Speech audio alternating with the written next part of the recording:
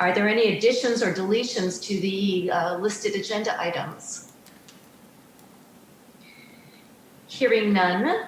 Minutes from the Planning Commission's August 3rd meeting and work session were included with your agenda packets. Any comments or discussion? Okay, can I hear a motion to approve? Move approval. Second? I second. Okay, a motion and a second. All in favor? Aye?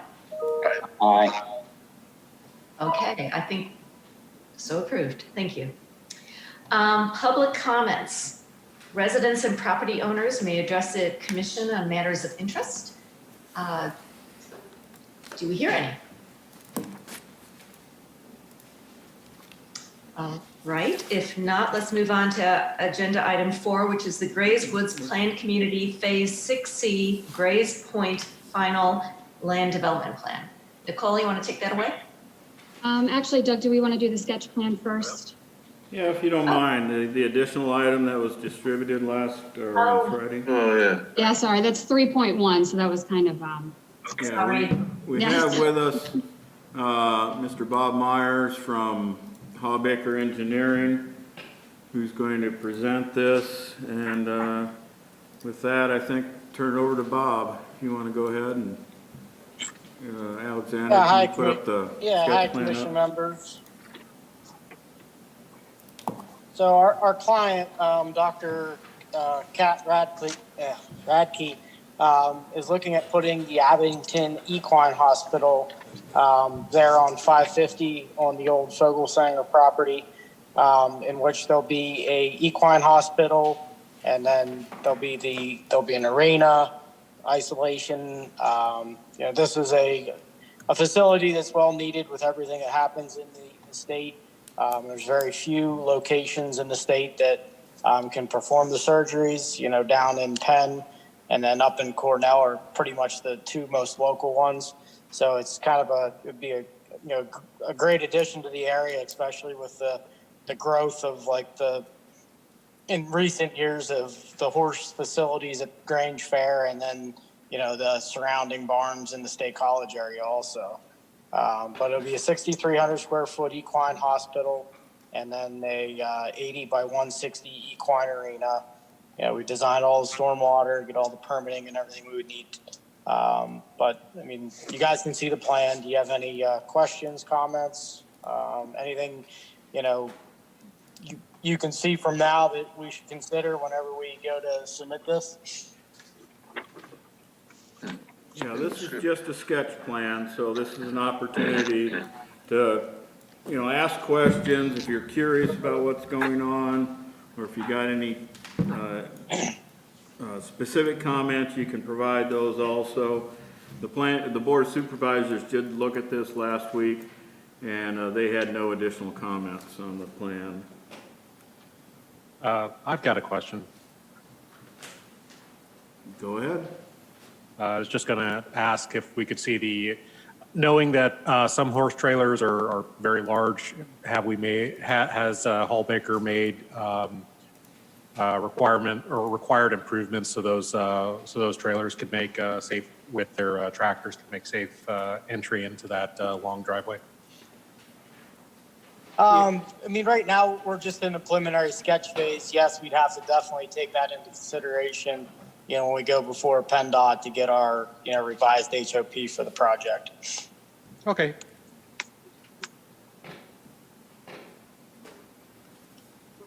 I'm curious. Brian Rader here.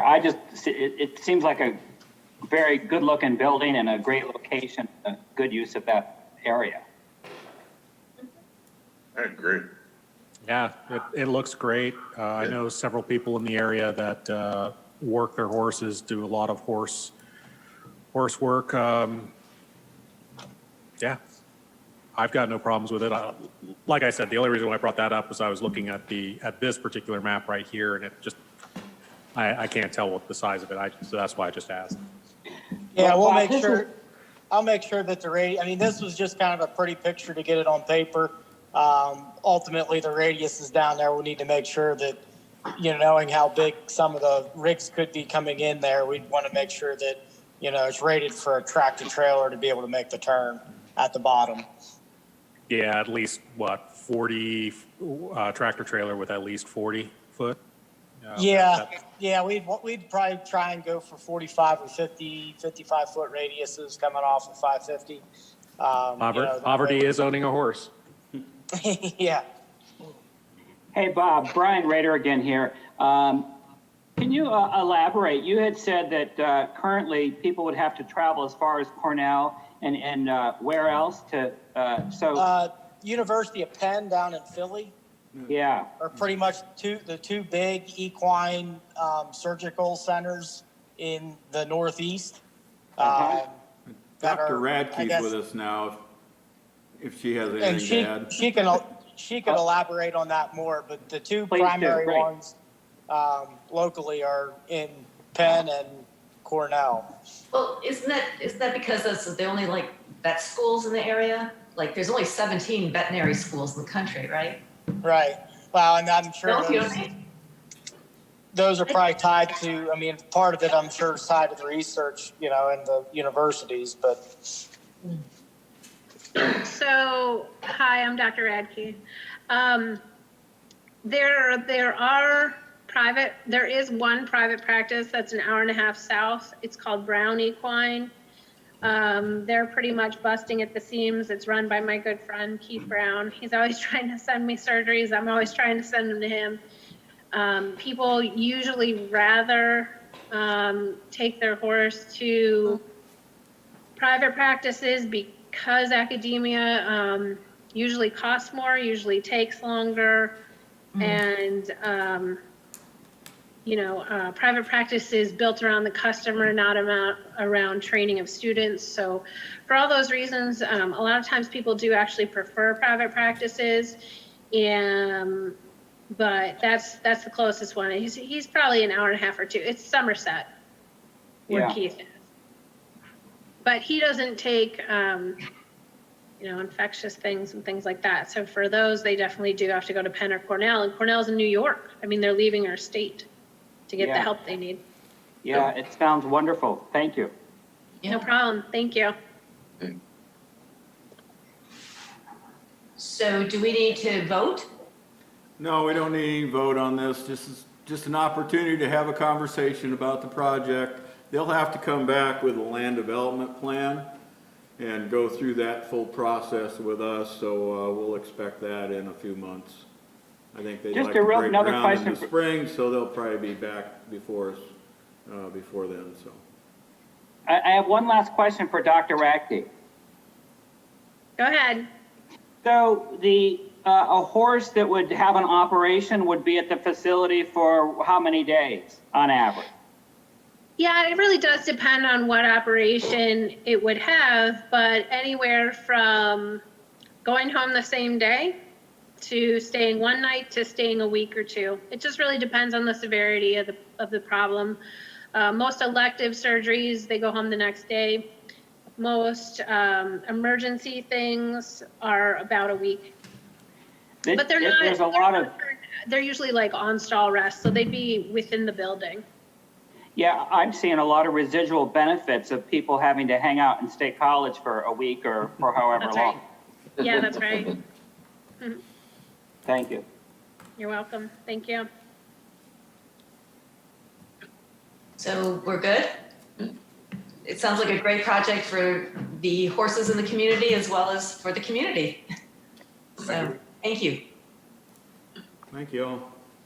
thank you. Thank Right, you. now we're moving on to item 4. All right, so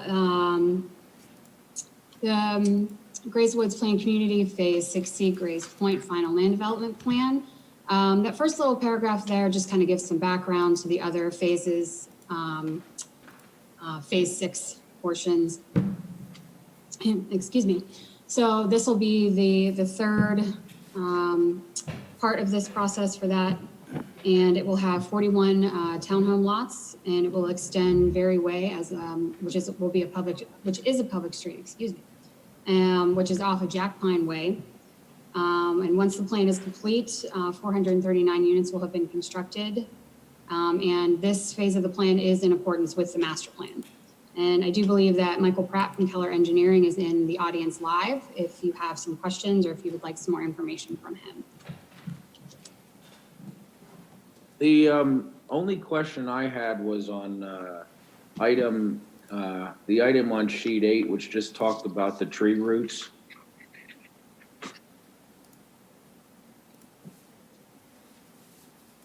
Alex, we have that marked as a minor technical. Is that the comment about the trees? Yeah, that's how it's marked on the sheet, I believe. Oh, this was we checked it off though, right? So we're okay with it? Yeah, I think that was a comment that, do you want to take this one, Ken? What we were looking at was specific tree species. Some trees tend to have their roots on the surface of the ground, and we would prefer to have trees that like to have their roots much deeper because it affects sidewalks and so forth a lot less. So, looking at some of the different species, a lot of the maple species tend to have shallow or rooted systems that stay close to the surface and can impact, sidewalks much more.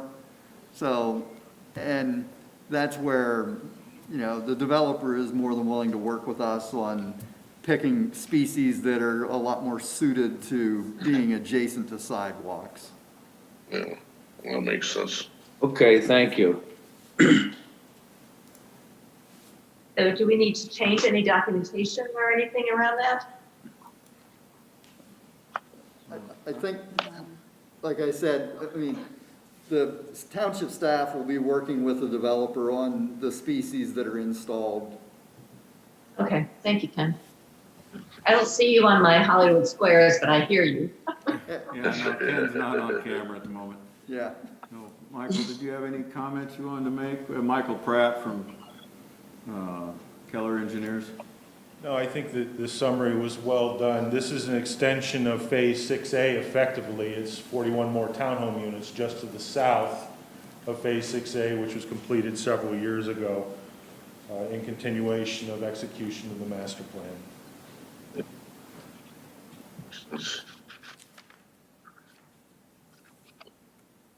All right, any other comments or discussion? Okay, hearing none. We should do what, Doug? I think we're good, right? No, we need to take a vote on this. Okay. Motion to The approve? motion should be to conditionally approve the plan as recommended by staff. You have a motion? What he just said, I'll make that motion. Conditionally approve the plan as recommended by staff. Yeah, perfect. Second. I'll second it. Okay, we have a motion and a second. All in favor? Aye. Opposed? So moved. Thank you very much. Thank you. So item 5, am I right? Are we sticking to the agenda now? Temporary use permit for autos for outdoor serving. Yep, so Autos is requesting to have a 20 by 30 foot canopy to cover their existing outdoor seating on their patio for their customers. They will need to obtain the required approvals from the codes agency, and they will be following mandates set forth by the Commonwealth of Pennsylvania concerning the COVID-19 pandemic. And the permit will run through November 29th of 2020. And there will be no change to the parking field or increase in traffic. Isn't there already a canopy tent there? It's been there for at least 3 weeks or 4 weeks. I've gone over a couple times to pick up takeout, and that canopy's been there for at least 3 or 4 weeks. Yeah, can that we're be? trying to get them into compliance. I see, okay, okay. All right, motion to approve. I thought maybe I was missing something. I was like, wait a second, there is it's very nice. It looks very nice for the people that are using it. I think it's a great idea. So they can put it up without asking and then retroactively ask?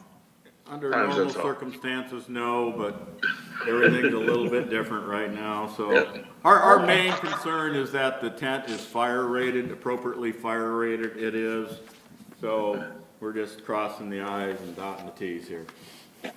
Doug, you need a motion from us. Yes, please. I make a motion to approve the canopy tent at Autumn's. There you go. Thank you, Brian. Do we have a second? Second. Second. A motion and a second. All in favor? Aye. Aye. Opposed? So moved.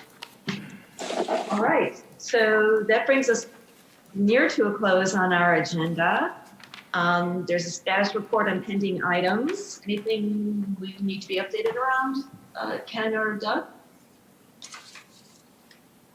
Okay, if not, then I think we're drawing to a close. I guess I have something. How are we now moving forward with the affordable housing? That is on our, Work session. Very good. all right, then we're calling this meeting to a close. Thank you all. Thank you. Thanks.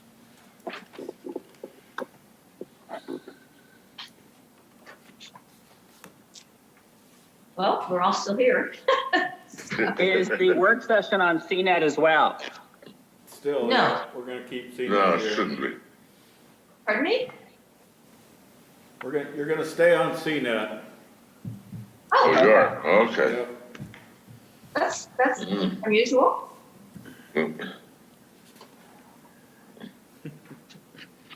Or am I wrong? Yeah, you're correct. Normally, they made the trip all the way out here to Patton Township, so we'll let them do some more work. We love the CNET interns. Okay, so potential approaches to affordable housing in Patton Township. And I'm gonna hand this over to Doug and Nicole. All I'm right. sorry, did, I think- Pardon? 1 second.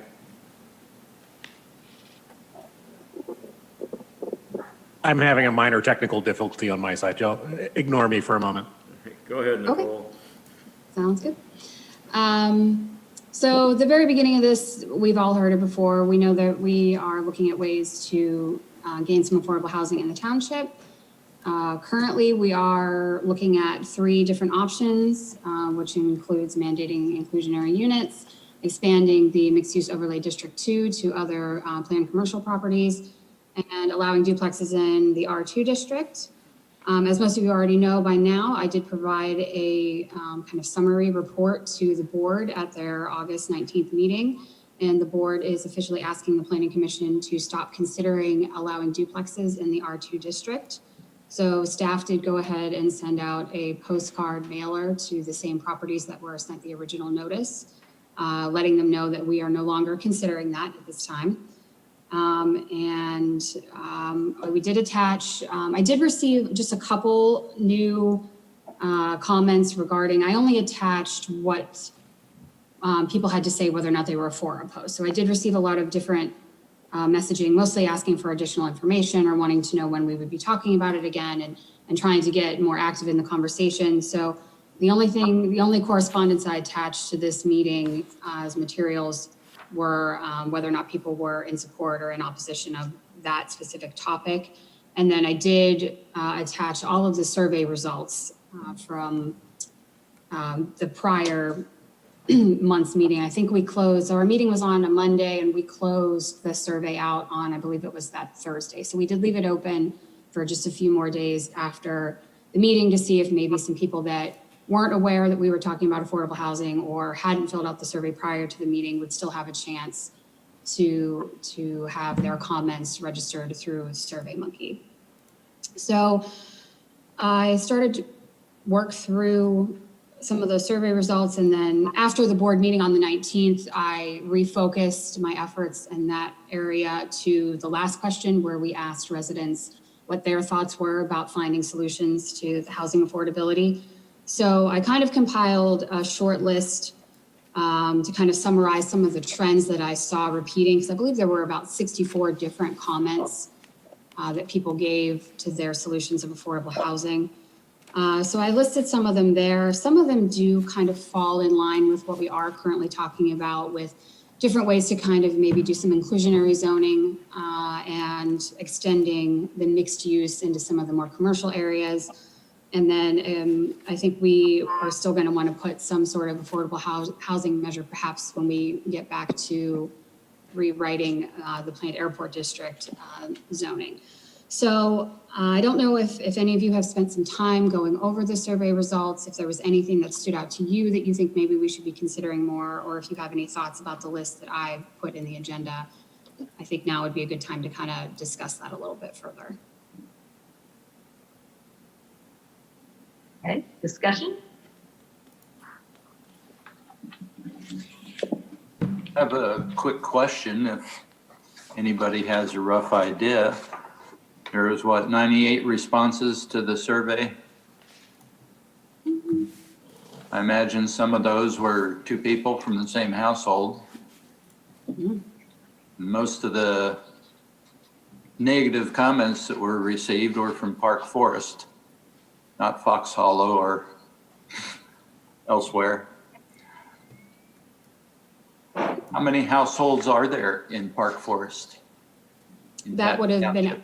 been eligible, or how many total? No total. There's about 800 single-family homes. I'm a numbers person. So yeah, you have 77 negative responses out of 98, but if there's 800 households in Park Forest, you have to take that into consideration too in the future. So Jim, do you want to play out those numbers? How are you thinking that you would extrapolate? well, as far as statistics goes, maybe 98 is a fairly good number for polling. But I think the way the word spread against the thing through Nextdoor and all over the place, you know, the negatives came jumping out from their households against this thing while we were just looking at it. Maybe they got the wrong idea of the way it was presented as far as changing the ordinance. We weren't to the step of changing the ordinance yet. We're looking at changing in some ways of doing it. But 98 out of 100, that's only 1/8 of the households in Patton Township and Park Forest. So there's a lot of people that stay neutral. They don't want to speak up one way or the other. Jim, Brian Rader here. I agree with that. One of the things I found a little discouraging was the comment were people who were very ill-informed and were not accurate in their responses. So either we as the township didn't apparently provide enough accurate information, or people didn't care to read it, but there were so many comments that were things that were just statements that just didn't make sense. I agree. I'm very disappointed in the supervisors for taking this off the table, because I really believe, as Jim and Brian both said, people were poorly informed. They were under the impression that hundreds of duplexes would be allowed in Park Forest, and my guess would be, I would have bet we wouldn't have got 3 or 4 or 5 at tops. But it's too bad it's off the table. And once again, we've hit a brick wall, and I don't know where we go from here. I truly don't. These other ideas that are here are great, Nicole, but I don't see, we've been kicking this can down the road for over a year, and we're not getting anywhere with it. And nor has anyone else. I mean, it's not our fault. It's not anyone's fault. It's just no one wants affordable housing, and I don't know how we force this on anyone. No one wants it in their backyard. No, they don't want it in their backyard. Somewhere out in the country would be fine. And then maybe that's what we have to focus on, is putting it way out on Buffalo Run Road, or out closer to Port Matilda, or I don't know. It's getting very frustrating though, because we've spent hundreds of hours and the staff has spent much more time than we have. I would like, Harry, I agree with you. Brian Rader again. Sorry, my camera doesn't work. I would like to propose to the board that unless they want to give us something specific to address, these broad topics of affordable housing, which we've literally spent years on this subject. I think that for us to continue with all of our discussions, I would like specific parameters of what the board would like us to accomplish. Something much more than figure out a solution, because I'm not excited about talking about this for another year, perhaps 2 years, and then just have something quickly get shot down. And, you know, as I looked over these comments, I was trying to look it through the lens of, you know, did anyone who made a comment provide any type of solution, so that if we were to move forward with anything else, which I'm in agreement with you, Brian, and Harry, that, you know, I think to take a look at a broad topic without having more specifics, and in turn, some type of viable solution that will get, you know, any realm of support from anyone. I just think that, you know, I think we could spend our time at this point possibly focusing on some other ideas, but that's just my opinion. Well, we've heard from 3 of the planning commissioners to that point. I will actually triple that point. Thanks, Bill. You're welcome. But the fact remains, there is no solution to affordable housing in Patton Township at this point, right? So could we look at something at more of a center region kind of solution? I was talking to Betsy Whitman a couple of weeks ago, and she was suggesting that we should look at a community solution as opposed to a township solution. No, I don't think that's a good idea, because we're a local Patton Township board. We should focus on Patton Township. Anita or Doug, any thoughts on that? Can I chime in real quick?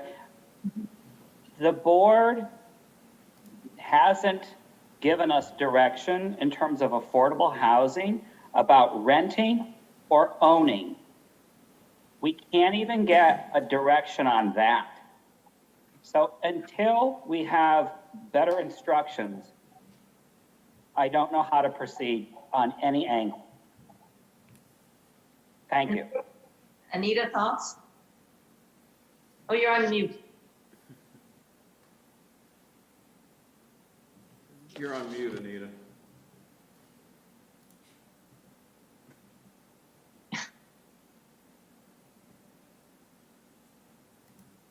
There, I'm unmuted. Thank you.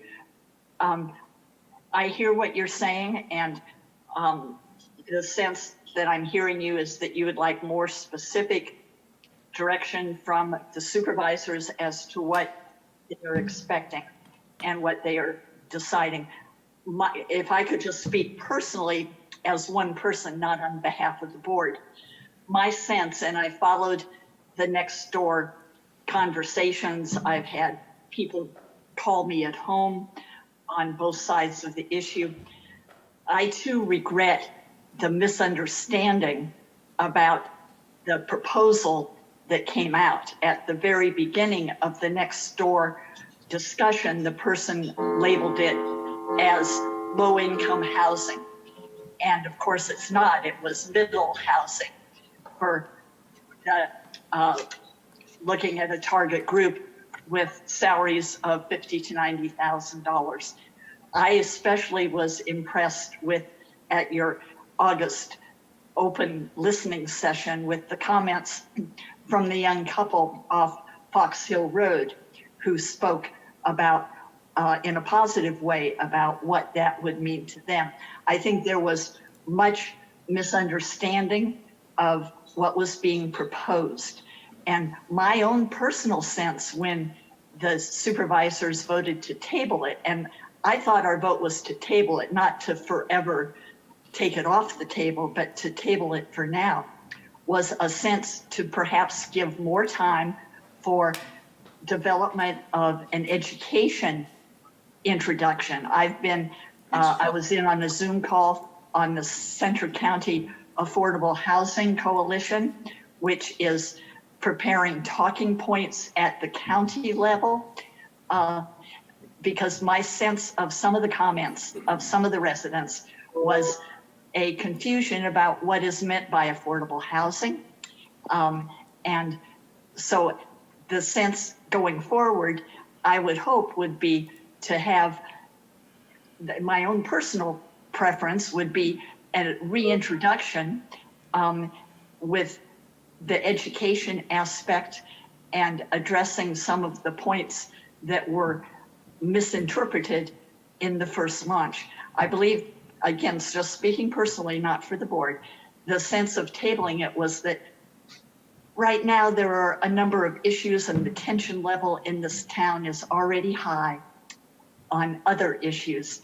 And was this the time to be trying to understand this issue in this highly emotional time that our whole township is undergoing, our whole region is undergoing?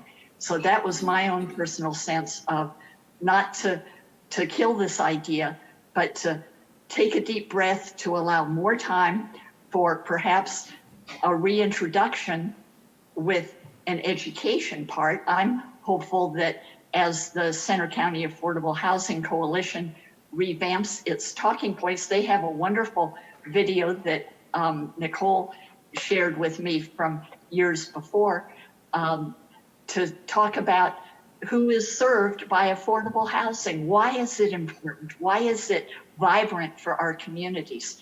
And to that my sense, and I would encourage you, I think the commissioners appreciate very much you've delved deeply into this, you understand it.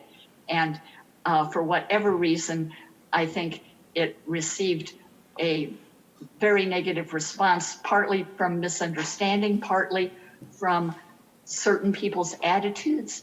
But I think the approach, just personally, would be to, in this time, to identify again, who is the advocate for affordable housing. One of the things that struck me is, as the supervisors, for instance, have looked at issues with our police policies, there has been someone coming to the meetings, Ben Jones, who has been an advocate for particular things.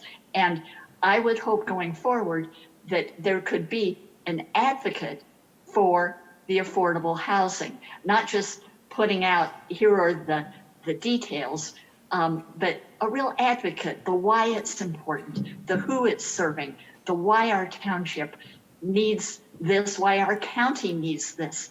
And I'm not sure who the advocate is. And I would offer that up if there's someone on the Planning Commission who would be the spokesperson advocate to come forth in a community campaign, if you will. That those are just my thoughts as a supervisor, but I hear what you're saying, and I know the supervisors will hear it, that you're asking us to be more specific. Has that been at all helpful, or have I just muddied the waters even more? Anita, Brian Rader, I think that was very helpful. Thank you. So the question then becomes, if that's a path we want to follow, who becomes the advocate? Is it someone from the community? Is it someone from the Planning Commission? Is it someone from a developer's point of view? We've heard from all the developers, and they're not interested even a little bit. And You're right. I mean, they say it just won't work out here because of the price of property. And we've just kicked this can down the road, and I don't know who can stand up. I agree with Anita. I mean, that was severely misunderstood when it was rolled out, and it's unfortunate, but it's done. But my guess is the damage is done, and the supervisors took it off the table. They didn't delay it or respond. They just said, no, that's not going to happen. And that's fine. I'm okay with that. But that just means, for me, if we're going to continue this exercise in futility. We have to look far out of town. Not, Actually, I not think here. there's, go ahead, Harry. No, I'm fine. That's fine. I'm sorry. It's just, the frustration is just building up because we spent hundreds and hundreds of hours discussing this and we're getting nowhere. And I but left no one that else meeting, is. yeah, I left that meeting physically angry. And Yeah. I think I was physically angry for about a week afterwards, anytime I thought about it. And Bill, Yeah, no offense, but we've spent years on this. Yeah.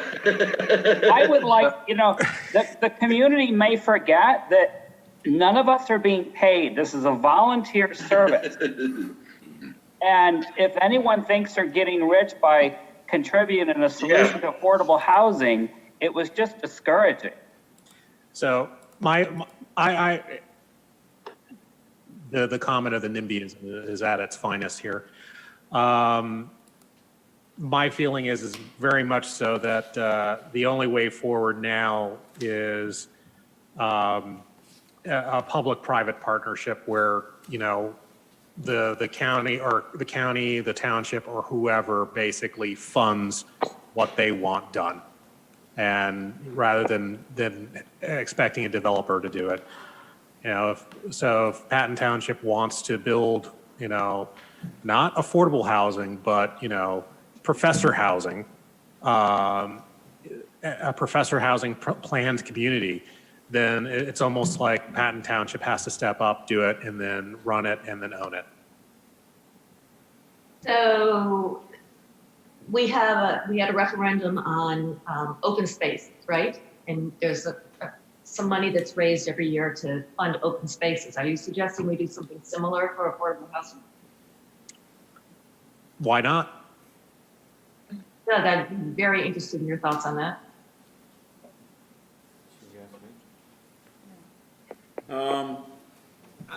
The issue, and I've been working on this issue probably for 15 years. And I'm at the same point you guys are. So, no, it's complex, it's hard. The issue ultimately comes down to, we're talking about subsidizing the cost of housing. And who's paying the subsidy and who gets the benefit from the subsidy are the issues. And I think, we saw the people who were gonna live next to the duplexes thought they were paying the subsidy, and they weren't getting any benefit. So, I mean, in that sense, it makes sense for how they thought. Bill, you're right. There have been other communities who've taken that approach of, we're gonna partner with somebody and we're gonna do it. We're gonna provide the subsidy. That's one option. It's not been one that's been exercised around here. But, again, it's who provides the subsidy, and as long as we try to do it by being clever, it's gonna be harder. If you just put up the money, it makes it a lot easier, but on the other hand, you gotta get everybody else to chip in and put the money up, so. You're right, it's hard.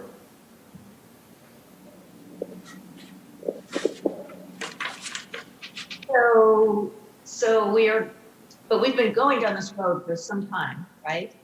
And so is this about the common good? Is this about being good people? What is this about, right?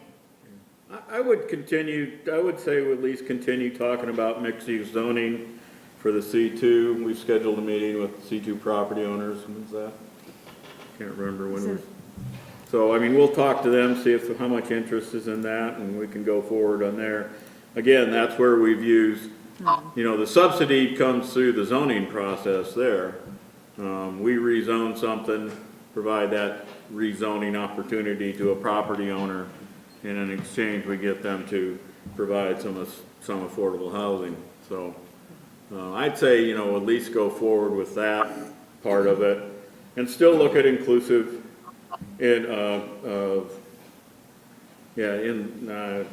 inclusive zoning, and continue to watch what other people in the towns in the area are doing.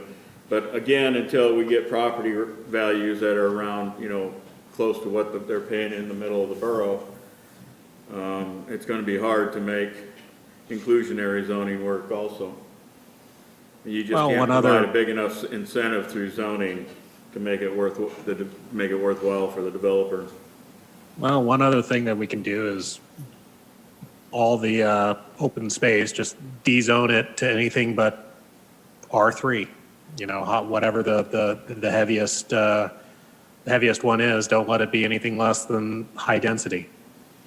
Yeah, you know, some metropolitan areas have taken that approach, most notably, I can't remember if it's Minneapolis or St. Paul, one of those, has declared that you cannot have any new single-family subdivisions in their community. That every residential subdivision has to permit multifamily housing of one sort or another.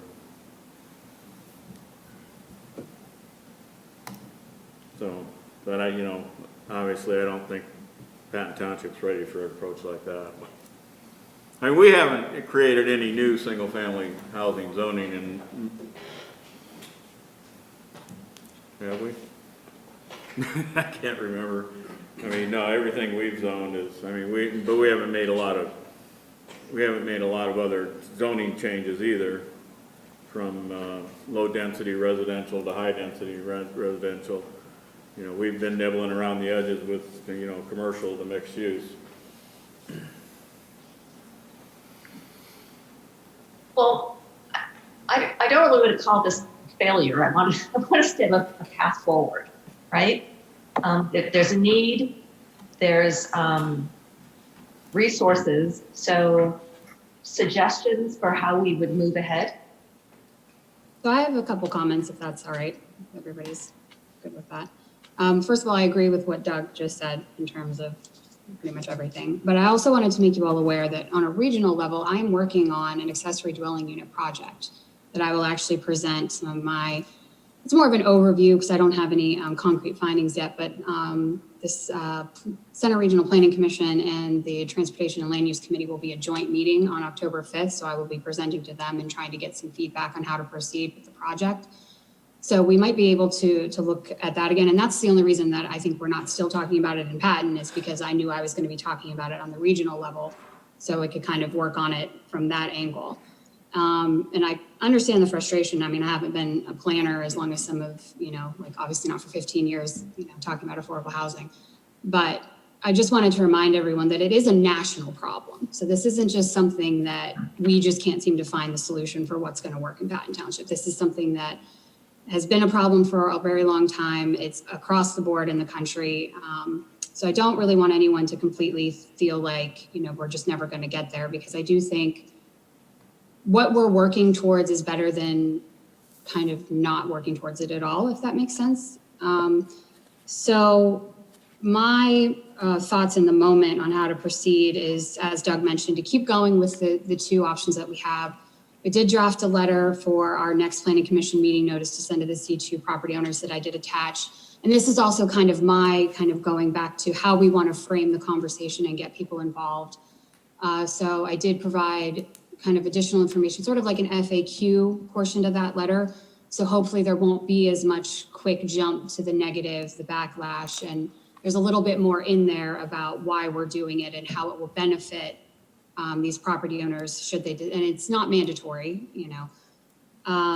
So I wanted you all to see that before we sent it out so that we're all on the same page with how we're handling the messaging and we all know what everyone saw.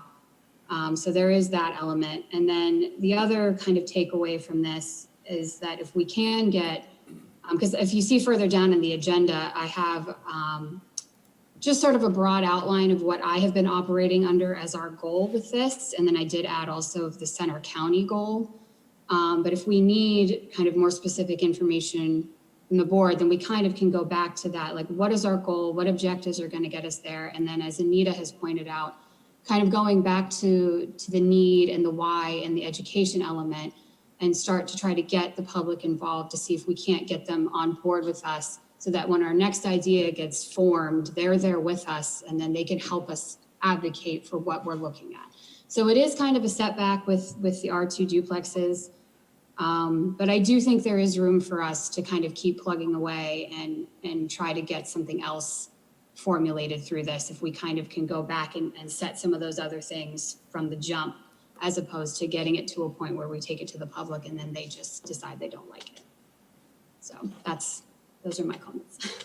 So thank you, Nicole, and I hope that you or the other Nicole shares with us the particulars around that October 5th meeting so that we can attend. It's our next planning commission meeting. Oh. Yeah, we just framed it as a meeting notice. Yeah. It'll be here in 3 weeks. But that's just how we're framing it to the property owners, instead of like kind of getting ahead of ourselves, which, you know, what would come next in the process, which is sort of what happened with the R2, just sort of taking it back to the basics that at this meeting, this is what we're going to be talking about, and we would like your input because this could impact you specifically. So that's where that notice is coming from. Okay, great, thank you. So one thing I'm struck by is we had a public relations nightmare with Patton Crossing, and then this has not been good either. So I think we need to think a lot about how we message. And honestly, I think that was part of it, because I heard that a lot when I spoke to people directly on the phone. Patton Crossing came up quite a lot, and I did my best to finesse that, because I mean, I wasn't here for that, but that's what I tried to say. Well, we want your input now. Like, this isn't, because that's what everyone thought, that this was already decided. They didn't have any say in the matter, and they were very upset. So I tried to very much just explain to them, no, like, this is just an idea that we're having. This isn't developer, because that's another thing. They were very leery of this being a developer initiative. So I tried to de-escalate on a one-on-one basis. But then, you know, as you have mentioned about how the frustrations of our last meeting, I kind of felt like people were already had their opinions, and no matter what we said or how we tried to explain, it didn't seem to be going through anywhere. So, yeah. So I see Anita smiling and nodding her head. Do you have anything you want to add to that? I want to add, Brian Rader, I just want to add something real quick. And I've had this position for some time, and that is all of the development in the borough downtown with all the cranes and all the high rises, those are all going to be apartments, and they will need to be filled.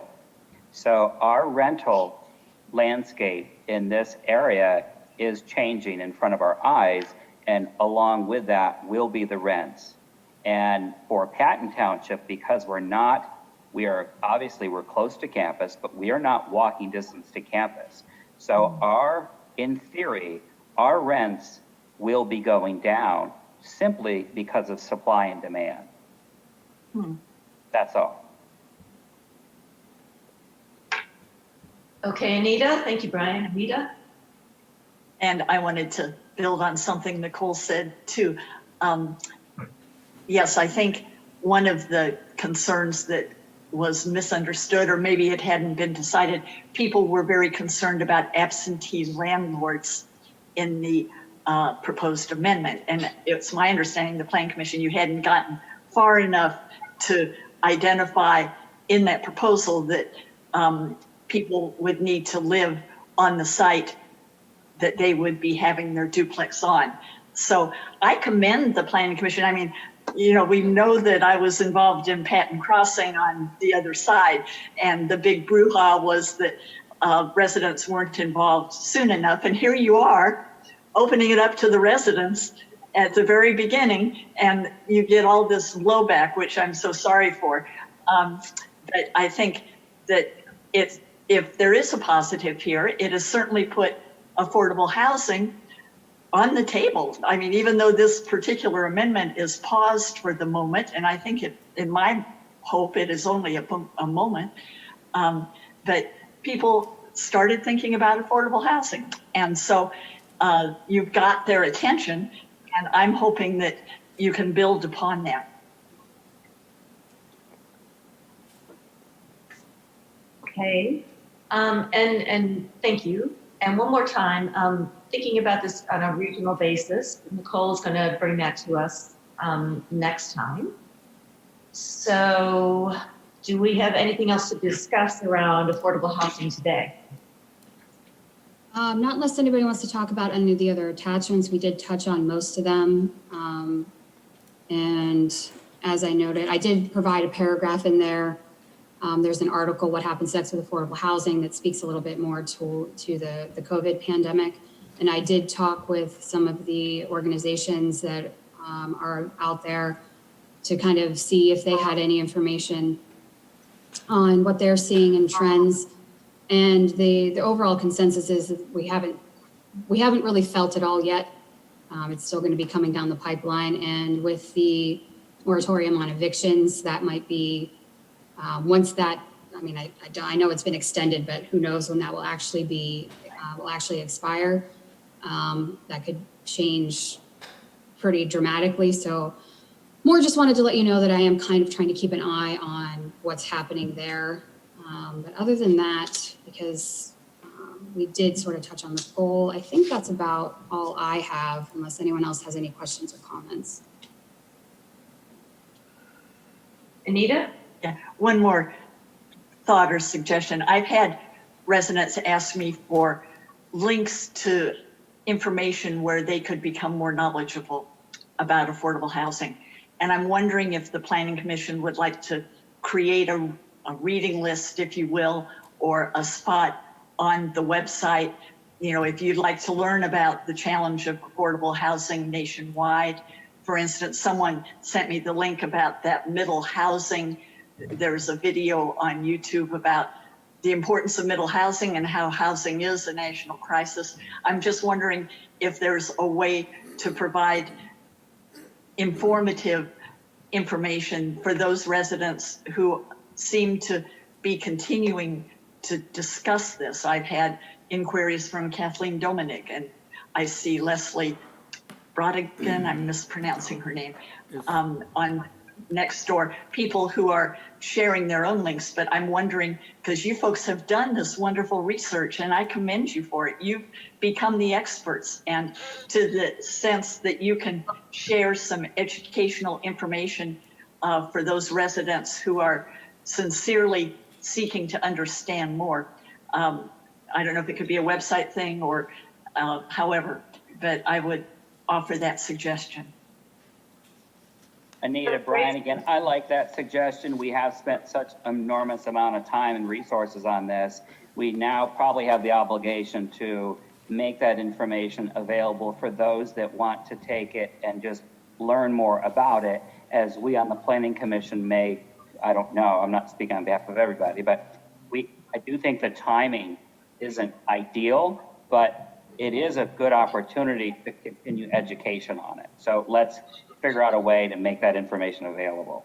Yeah, this is Doug. We might be able just to point them towards the Affordable Housing Coalition's website and see. I haven't looked at it lately, but Nicole can look at that and see if there's good information on there, and we can just point them there, because they are the local advocates also. So I think that's a great idea. And I think we should not be viewed as this bulldozer, but rather as a conduit to information. I think that's fabulous. I can take that offline with Nicole or the other Nicole or whomever, if you wish. Okay, so moving on, there's also the trail connecting the planned airport district to Top Trees community. So this is just a really brief update. At our last meeting, I think we talked about talking to Mrs. Snetzinger, who owns the property kind of on that corridor, the bend there. And she has a preference that if we pursue this route to go behind her property. So we've updated the map. So this is the most updated map that we're working on now for the proposed route. And I have reached out to the representative for Top Trees Homeowners Association, because if you look down where it says multiple options to be considered, we'll need to go through some of their open space. So I have sent some information over to her, and she's going to look at it and talk with her board, and I'm going to reach out to her probably this week to see if they've had a chance to do that, and see if we can't set something up with them. So we're just kind of little by little getting to the different stakeholders and keeping Penn State in the loop and having the discussion with them to see if we can't get this plan in place for this potential route.